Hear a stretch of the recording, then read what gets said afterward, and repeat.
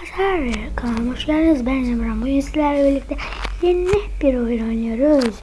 Oyunumuz ismi Craft City. Arkadaşlar oyun GTA gibi ama Minecraft GTA gibi kullanışı o kadar zor ki arabanın. Şu an Allah. Evet, ben bu araba sürmede değilim.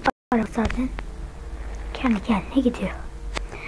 Evet arkadaşlar, bu videoyu daha çok çekmemi istiyorsanız beğen tuşuna basmayı unutmayınız.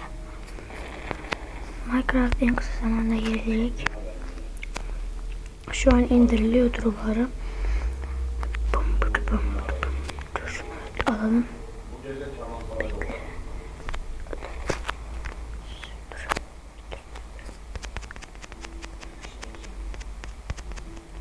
Altındaki arabayı yakmaya çalışıyorum. Uy, dur polis. Ha yok polis değilmiş.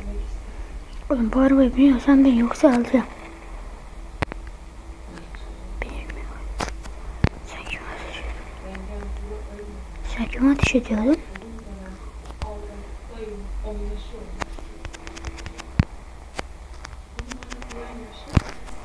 Oha lan.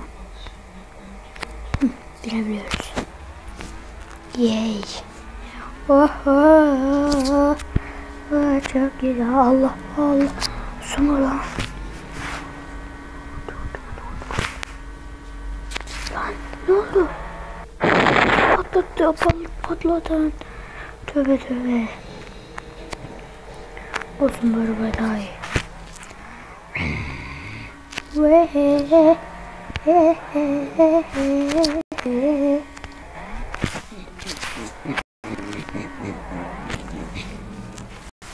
Hadi.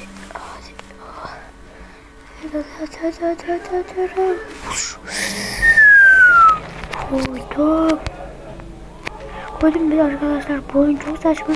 Denize giriyorsun, ölüyorsun. Oha, tank. Aman dur.